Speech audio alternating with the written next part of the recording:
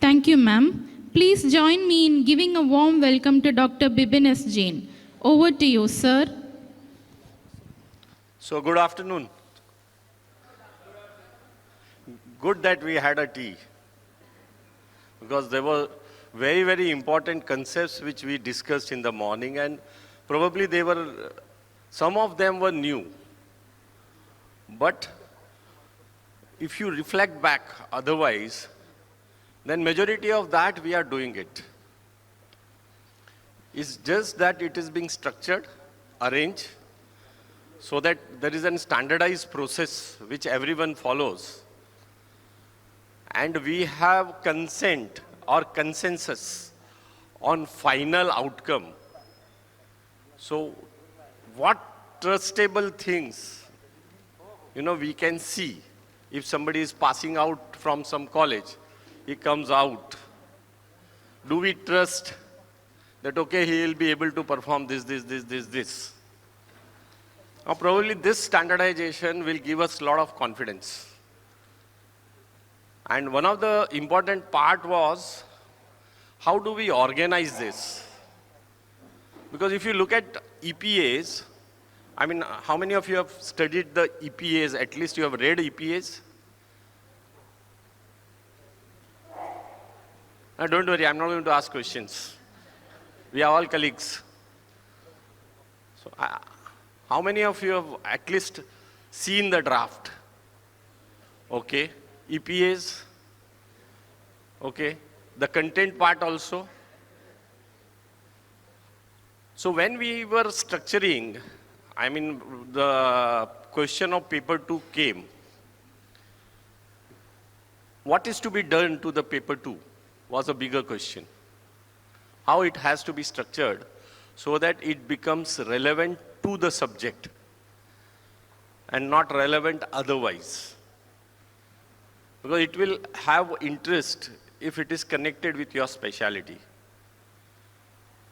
The previous curriculum or previous direction had only one common paper for everyone. And it was defined, structured as we felt right at that moment of time. So what is the relevance of this for our postgraduate program? So what we'll be able to do at the end of the session through this presentation is, because the first question arises, we know fundamentals of homeopathy, and we also know clinical medicine since we have, or clinical practices since we have been doing it last 5.5 years and evolved it. So why do we need to repeat things? That's the first question. We need to justify why we have brought this, or NCH has thought right to bring this into the PG program. What is the basic concepts? Because if we are able to justify, then there has to be a conceptual framework on which the paper will be framed. So what are those concepts on which the paper is being built?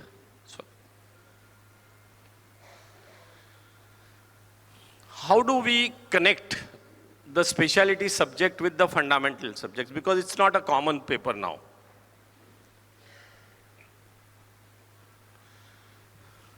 And what constitute the content of each specialty in fundamental studies, what they will be doing.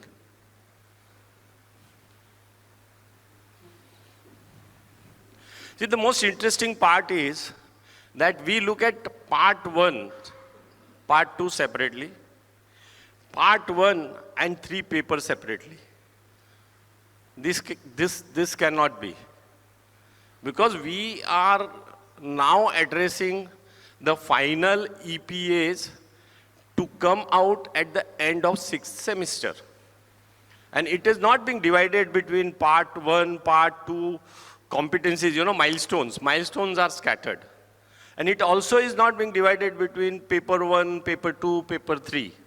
So if you read EPAs, it also has got research as one of the component in subject specialty EPA. Okay, it also has got clinical practice as one of the component. And it also has got insight and homeopathic orientation in one of the EPA. So each subjects have got all the components. That means, do we need speciality? And what is the importance of this speciality based on whatever fundamentals we know? Do we need to revise those fundamentals? Is the question.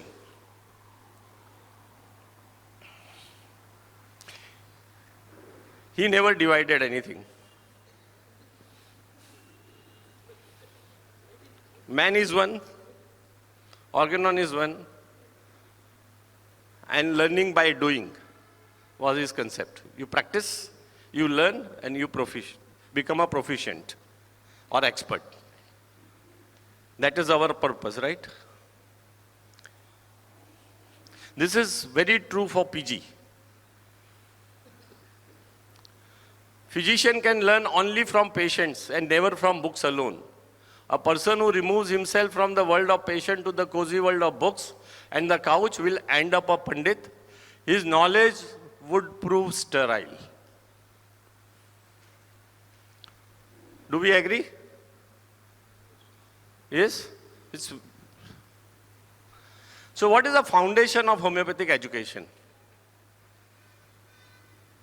We are interested in individualization.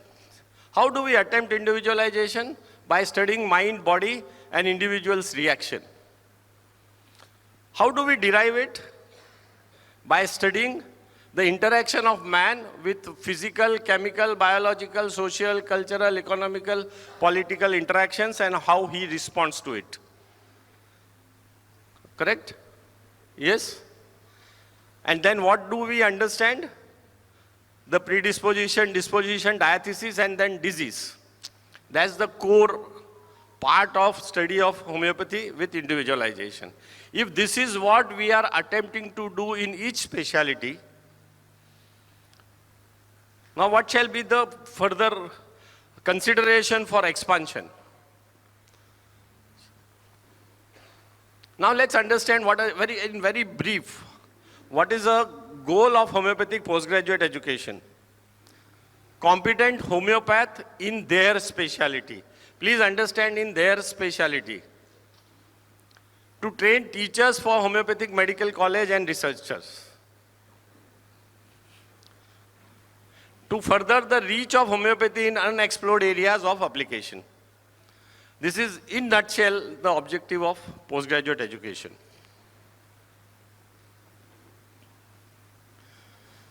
So how do we understand, now you have to concentrate with your specialty that what are the national priorities and health need of the community. Identifying causes and plan therapeutic, preventive, promotive and rehabilitative measures. They are all common to PG education. Diagnose the clinical condition and manage them in OPD, IPD and community. So you have proficiency in understanding the community and national need. Okay. You identify what causes the travel from health, diathesis to disease.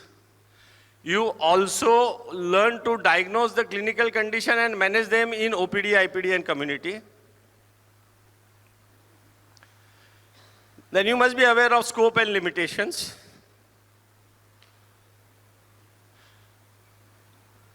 One of the most important part for PG is the documentations and evidence-based scientific practice.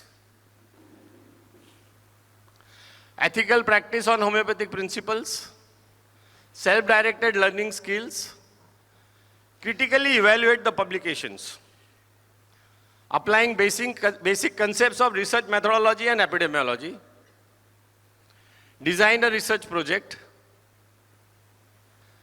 conduct a research study in the dissertation. And last but not the least is the teaching learning skills by applying principle of modern education technology. So this is in nutshell the outcome, what we are planning for.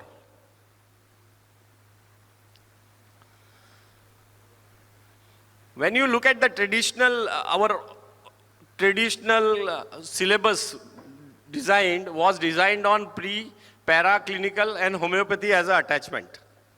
That was originally when started with the BHMS. There were some changes which CCH in 2002 brought in and tried to bring in some level of integration. But the recent CBDC has brought this, the integration of everything which makes you competent in all those 6 skills: knowledge, skill, correct? The patient care, the communication skill, the problem-related learning, the homeopathic orientations, and professionalism. So this is a movement. Now, if this is a movement, now imagine if the student is going to come out of this CBDC program to PG, are we prepared and are we equipped? That's the question.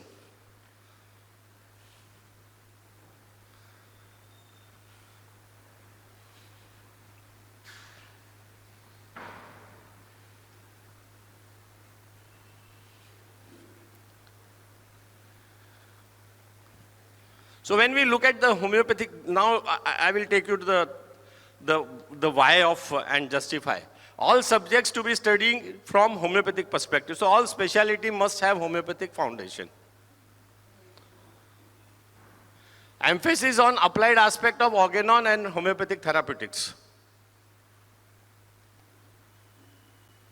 And applied aspects have to be explored because that will make a foundation for research.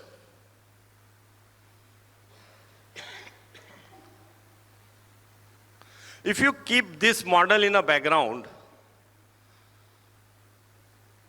now tell me, beside your specialty, suppose I take a clinical part one side and a homeopathic part one side, what do you need to recapitulate, integrate, if you want to be a proficient clinical practitioner, keeping your specialty in center?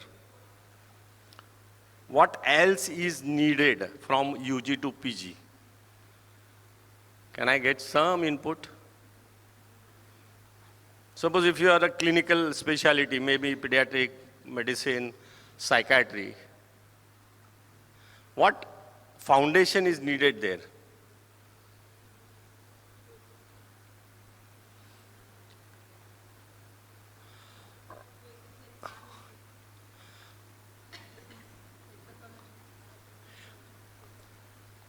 Okay. For clinical subject, that is part of it. Homeopathy. And for homeopathy, what foundation is needed? Clinical medicine. I'll give you the example. 82 years old female. Now you read this. Patient brought in a wheelchair on 5/11/24 with complaint of fever with chills, on and off for a day, loss of appetite for 2 days, pain in abdomen and inability to pass stool with bloating for 2 days, nausea with general weakness, and stool and urine not passed since a day. So known case of diabetes mellitus, hypertension, and chronic renal disease. Okay? On a regular treatment. You have pulse rate 120, respiratory rate 28, temperature 101.4, BP 260/100, the blood glucose 505. On examinations, air entry reduced, basal cramps, per abdomen soft distended, CVS S1 S2 plus, conscious and oriented, power normal, and Glasgow coma scale 15/15, grade 2 pitting edema over bilateral lower limbs present. Suppose this patient comes to us as a postgraduate student. Now look at the investigation. Medical renal disease, bulky left kidney with moderate perinephric fat standing, present changes of pyelonephritis, cholelithiasis without cholecystitis, minimal ascites, suggestive clinical and laboratory correlations. This is HRCT. So you have pulmonary interstitial edema, both pulmonary artery, possibly a pulmonary hypertension, Old fracture with callus formation of right side, posterolateral, 6th and 7th and 8th rib. What do we need to comprehend this patient and what knowledges are required? Whatever may be the specialty. Are you going to refer case to the next specialty? No. Then what? Huh? Proper knowledge of disease. From what perspective? Is the diagnosis given? No. What we know is the presentation. So presentation too, we have to reach to this at least basic differential diagnosis. Suppose if you are a specialty and you know what is the diagnosis, what will be needed for treating this patient?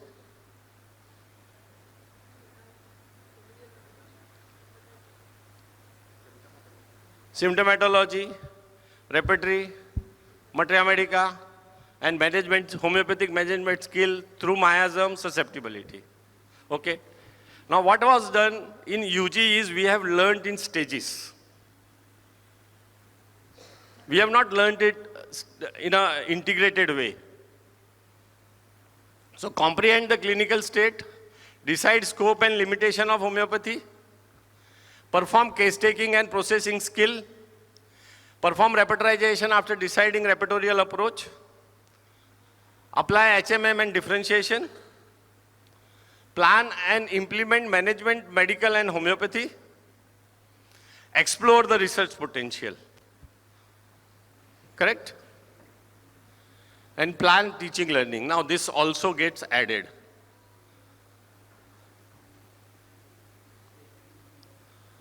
So we integrate materia medica, case taking, homeopathic philosophy, susceptibility, and clinical medicine. So how do we these? Because when we read the clinical medicine, there is a concept of health, concept of disease, concept of evolution, clinical evolution of disease. Is it same when we look at from a homeopathic perspective? No. That means we need to bring all those concepts while taking a case as well as evolving a case as well as evaluating a case. That means you must have an integrated knowledge of homeopathic fundamentals coming into the day-to-day work.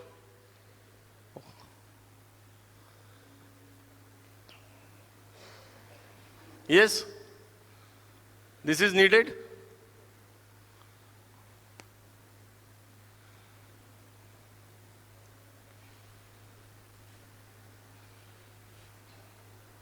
If this is in demand of an homeopathic practice, you take any specialty, then you must have some fundamentals of homeopathy revisited in an integrated way and not in a segregated way. The previous curriculum had common subjects. The effort is being done to connect these fundamentals to your specialty. So if you read knowledge skill in a topic overview, you will find pediatric has got pediatric mention, medicine has got medicine mention, psychiatry has got psychiatry mention connected with what are the essential to learn.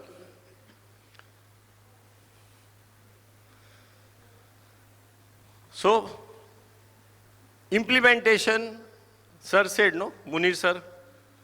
What are we expected to implement is aphorism 1 to 6, the essence of organon.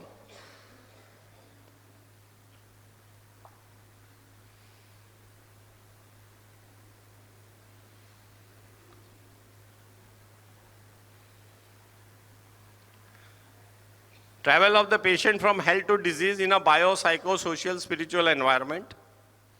Management of illness and preservation of health. Integration to explore and conduct research projects and dissertation, and knowledge of integration in disseminating through education technology.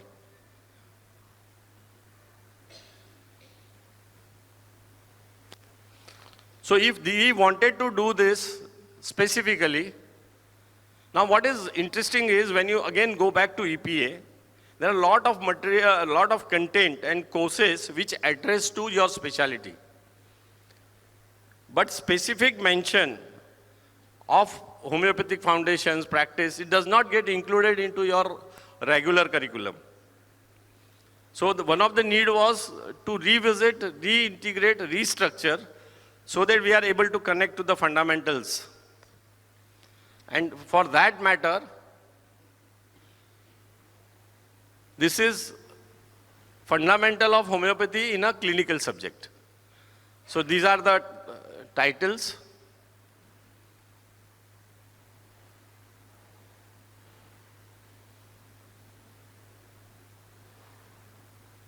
Very common, we all are aware of.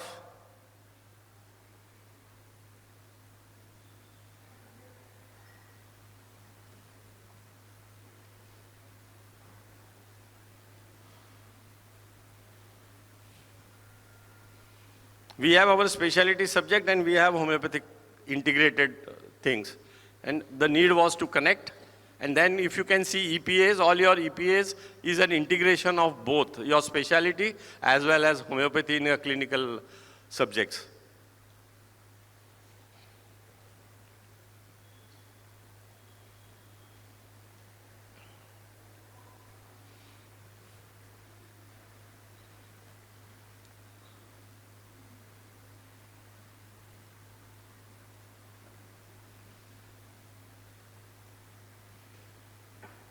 See how the integration of clinical and homeopathy possible, and this can also make a foundation for good dissertation topics.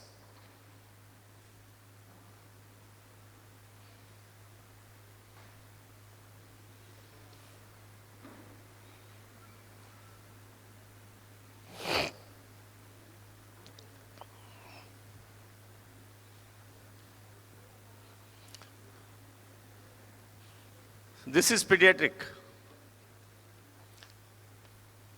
So the first topic in pediatric in foundation is Hahnemannian concept of vital force, health, disease, and man and environment. So what will it cover? The health, disease, causation, vital force, man and environment, evolution of disease, predisposition, disposition, diathesis and disease, principle of growth and development and its application and utility in studying pediatric homeopathic materia medica repertory and organon. Lot of rubrics you will find of growth and development in repertory. Mission and knowledge of the physician, Hahnemannian concept of man and its further extension by Kant, Bonington and Boger. Philosophical basis and construction and arrangement of 3 original repertories. Representation of the above concept in repertories. Science and philosophy of homeopathic materia medica and physiology and anatomical materia medica. Now this is the content of first topic.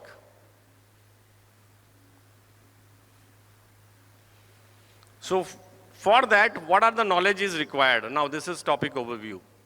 So define, explain evolution of disease, apply principle of growth and development, apply concept of evolution of disease in pediatric with emphasis on understanding congenital and neonatal diseases.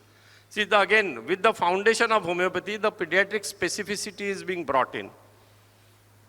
Apply the concept of mother-neonate unit to understand the function of vital force in neonate and infant.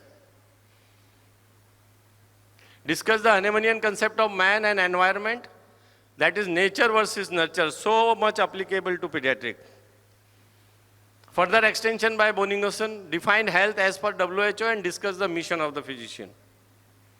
Summarize the knowledge of physician relevant to maintaining health in individual and communities and prevention of disease in children to ensure healthy transition to adulthood. Summarize the philosophical basis of Kant, BBCR and TPP. Summarize the science and then what he is expected to do. He perform repertorization, display application of materia medica, perform pediatric case taking to elicit disease evolution. So same thing, what are the learning assessment, what Munir sir has already. So is the difference clear between the pure specialty topics and their focus and the fundamental topics and their focus? This is again, the question paper pattern is same. Now let's look at fundamental of clinical medicine in homeopathy. We saw fundamentals of homeopathy in clinical subjects. Now let's look at the other way around. It is to relive the basic clinical approach.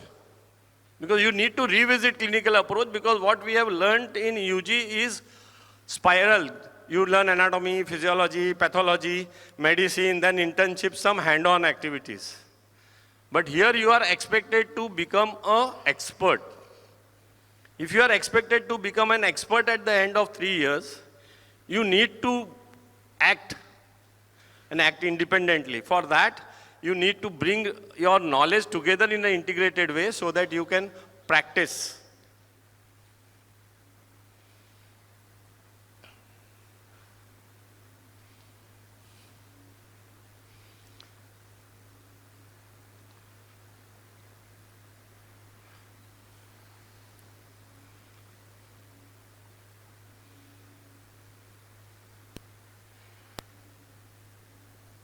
So here we will just see what a homeopathic materia medica. Evidence, the objective of homeopathic materia medica, when you look at a general level, is evidence-based clinical practice, ethical-based clinical practice, conclude differential diagnosis, relate symptomatology and clinical examinations, interpret investigations. Because we are at the verge of now evolving clinical materia medica even at the investigation level. When we are talking of clinical materia medica, specificity, organ remedies, how are we understanding the clinical state of disease and investigations, the level of structural damage, level of functional damage, which remedies, way, how it comes, requires a lot of basics of clinical medicine.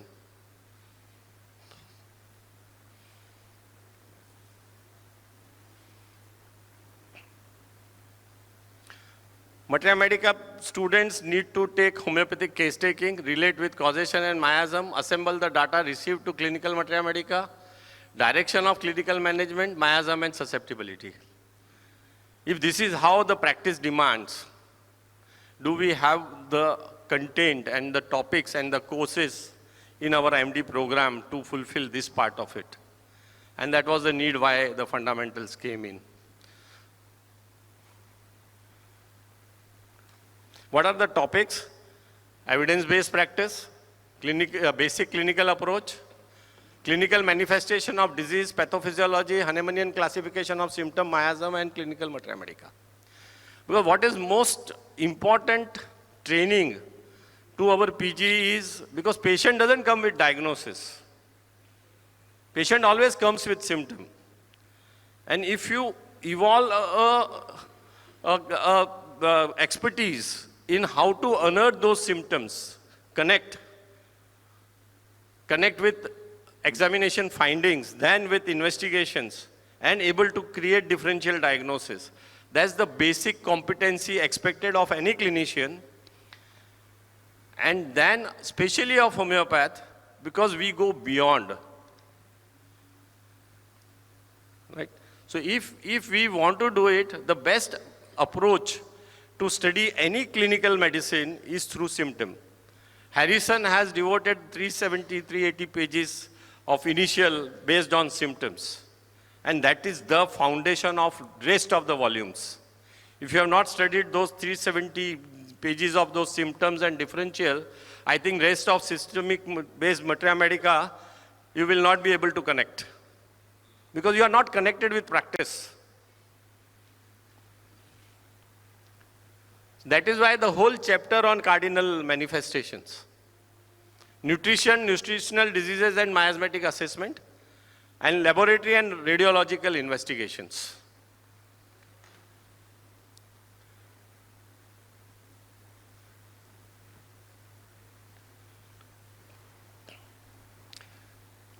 The classification of diabetes and miasm, here miasm and diabetes. Able to see the difference?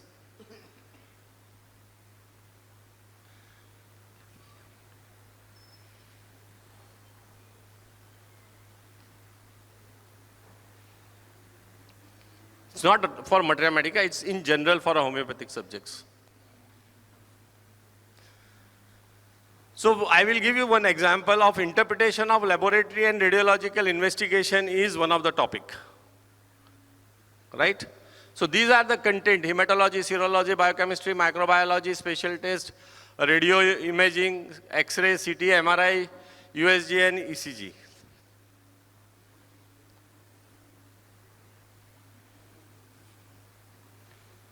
This is a topic. This is in under fundamentals of clinical medicine in homeopathic materia medica. Explain liver function, etiopathogenesis, investigation, function and structural, because liver function test, if you take biopsy and other part, it becomes structure part. Rest of the liver functions are functional. As a representation of different miasm, explain the march of susceptibility as per the liver function test. Hahnemannian concept and modern medicine for understanding of liver function test. Then justify prognosis from clinical and homeopathic medicine based on liver function test. Possible. I think all practicing clinical medicine will agree with me. And plan the line of management based on liver function test. Identify striking, singular, uncommon, peculiar symptom based on laboratory finding. How can we do it? Because if you know the state and stage of disease and the symptoms are either exaggerated or not present at that time, they become characteristic. Relate liver function test to clinical materia medica. Apply laboratory findings in selection of medicine potency and repetition of doses. Prescribing diet and regimen. Discuss prognosis from clinical medicine and homeopathic perspective, and then perform clinical and homeopathic history, correlate clinical history, and what reflections and rest of the things are already taught. So is the difference between the foundation of clinical medicine in homeopathic subjects and the foundation of homeopathy and clinical medicine. Is the difference clear?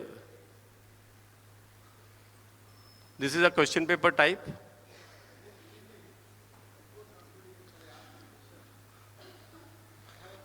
Yeah, sure. I wanted to bring you to the notice of Mangesh regarding the implementation of these two things. Mangesh, I have a small question. Question is not to me. Sir, through you. The thing is that I am Dr. Srinivas Reddy from JSPS Homeopathic Medical College. So go back to the pediatrics. Pediatrics. Oh. Or else you metromedic also good, no problem. Yeah. So this particular topic, Hahnemannian concept of man, vital force, health and disease. You expect a pediatric man to teach this level of philosophy to his PG students. Okay? That's what implementation part. The faculty members who are posted in the pediatric department are supposed to deliver all these things, are supposed to know and supposed to assess and supposed to deliver the things. Clear? Now, actually what is happening in the colleges, the infrastructure is that to appoint a pediatric faculty member, before 2020, any faculty member having homeopathic MD is posted as a faculty in pediatrics. After 2020, again only pediatric specialty people are appointed. Now, for example, take our instance, Dr. Rajni Chandar, who is MD in repertory, is managing the pediatrics. Now, this particular MD in repertory is not able to deliver all these things and is not having any idea about all those things. With due respect to my friend, but this type of philosophical knowledge is not having to a repertory student. And he is appointed as a faculty. Now, how to expect that implementation of this particular program? Same thing in case of Materia Medica. You are expecting a Materia Medica people, for example, the 5th chapter, what you said about the different tests. So for Materia Medica MD, earlier he was only reading the Materia Medica paper. He was not exposed to any clinical medicine. And now you are suddenly expecting from a Materia Medica person to deal with all this type of clinical medicine. This is the practical difficulty. How to overcome this? See that I think if sir can answer, otherwise I this will is the answer. question to the See, there are two things. What you are saying is there are two things. One is getting into the depth and philosophical concept is part of philosophy. What we are, But I am not trained in that because No, no. what he says that I am basically repertory person. right. So now, learning never ends, no? No, that's If what you, if now- you are in a department, we will have to learn. Otherwise, you cannot manage department. So it's a restarting everything. That's Now how the thing life is. Now the thing is that again, after 2020, so for a selection in the pediatric department, what is the essential qualification is MD in pediatrics. I mean, let's not get into that discussion because that's not an end and that's not a purpose. That sir can answer. That sir can answer. That was practical difficulty. What Yeah, we are I facing. know. So let him answer. Sir, with due respect to all of you all as staffers, we have never said that you are going to extinguish the old staff. The way we expect what we have to deliver, even the staff has to upgrade. Correct. You cannot say, you have done your UG, you have learned the basics there. You cannot just shed off your shoulders from responsibility. See, this is where we are coming to. Even the staff has to have an onus of coming out from the comfort zone. Now what is that, sir? Now you see that what is the status in different colleges and what is the faculty? See, we are not going into any debatable topics. We are only, sir, Request is that because you are representing the NCH, my request is I am representing all of you all. It is not this. the thing is that there are certain hierarchy where certain people will take certain decisions and will be percolating to downward. That's what we are saying. That what is the difficulty in the college level. Now the college level, you only said that as per the MES, each department should have one professor and two associate professors. Correct. For PG, one professor and two associate professors. Associate professors. Sir, we have received a number of representations regarding this, and we have given due consideration, and we are in the process of rectifying some. So that will be communicated at the right time. Amendments are in progress, so you don't have to keep that fear in your mind. So the thing is that that's what I'm saying, that there is some difficulty in implementation part. So actually what happens if I rub this on my faculty, immediately there is a reward. So basically I'm medical person for last several years and now you are expecting me to take all the medicine. Now I need to go all these things because the funniest thing is that in our state, the year of retirement is 65 years. Now we are Sir, doing all the again, 60 let me interrupt a bit. We are here to learn. These are certain things which you are discussing, which we are not here for. If you have any queries with respect to this, that's fine. kindly email to us. We will give you due answers. That's what I wanted to bring you to the notice. Yeah, So this is the we are So- in notice with all these things, and we are working on things. Yeah. In case you have any specific queries, yes, you are free to mail to us, and we will answer you. Thank you. Thank you, sir. Yeah, sure. This is not in the reference to what Dr. Srinivas Reddy said, totally different. As you can see there on the screen, you have certain topics, like there is defined vital force, there is mission of physician. If you look at these things, these are the topics which are already learned in BHMS. I am surprised why nobody asked, this is already learned in BHMS, why we are teaching it in PG. They already learned. No, I'll come to that. Now this is where the mindset of PG teacher fits in. You are not expected to teach these things. You are not expected to teach. You are expected to ensure that the students who are coming to PG already know this. And you discuss to ensure that they already know this as a background, as a foundation to build their PG learning. These will be at level 1. Already they have passed all this. No, in the PG question paper we will not ask define vital force or explain the mission of physician. All this is there. No, you are checking how you can entrust to them. So what are the entrustable qualities that you are going to test? Those will come. So here the idea is all these are kind of stepping stones. Maybe they have given this as a background. They should have this knowledge. Therefore, my request to all the PG teachers is not to get very serious about teaching these things, but there is in the learning, in the learning there is something called as entry behavior assessment. Correct. Entry behavior assessment is how much the students already know, so that I don't have to repeat that. So these will become part of entry behavior assessment. So if that kind of a clarity is brought in by our PG teachers, it will be useful for everybody. See, the two things are very, very important. If you have seen his slide at the end, UG, the amount of classroom teaching, and the PG, the amount of bedside teaching or practical teaching. There is a huge difference. Now, this list is just to orient you that these are the concepts which need to be taught. Another reason is that in UG, we have been taught in compartments. And each subject had its own perspective, which we have tried, the NCH has tried to bring it in an integration. Now here we are now learning it through active application. Now this is what is important, is applying them and learning through it. So this is just an background so that we are conscious of that these are the concepts which we have to be conscious of while teaching. That's it. You're not being expected to teach that, yes, tell me what is health. No. No, but if teacher is seeing patient, then these are nothing. Yeah. So we will discuss with when, yeah. So this is what is expected, and this is part of the practice. So you don't have to go like this, but we have to take like this, so that minimum requirement for the practice and the clinical competencies. That's all.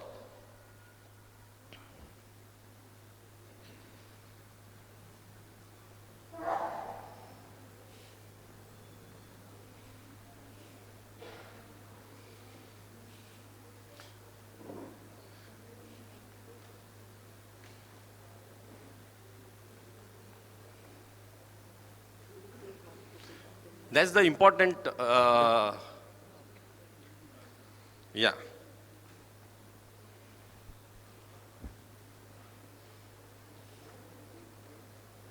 Because many a times, as a mathematical organon teacher, we don't keep clinical evidence. Yes. So we don't keep clinical evidence. Diya, remedy diya, patient gaya, ठीक हो गया, वापस नहीं आया, हाँ. Then we. Yeah. Scientific publications.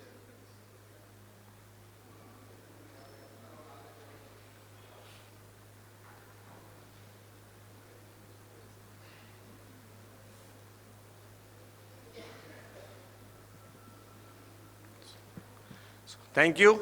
Any questions?